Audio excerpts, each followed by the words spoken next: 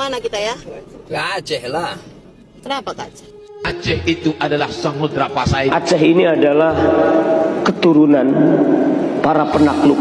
Aceh adalah bumi yang tidak pernah tunduk oleh penjajah, saudara, betul? Aceh 100% Islam.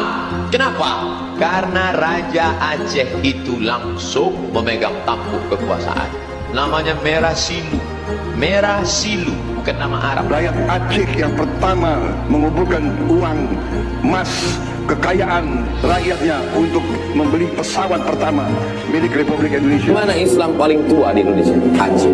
Kalau bukan karena Aceh, Indonesia ditakkan merdeka. Masa itu Indonesia tinggal Jogja aja. Belanda minta ampun di Aceh. Sebenarnya perang Aceh melawan Belanda itu tidak pernah berakhir sampai Belanda angkat kaki dari bumi Aceh. Al-Quran bahasa apa?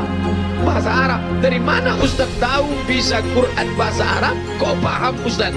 Karena ada seorang anak bangsa yang menerjemahkan Quran ke dalam bahasa Melayu.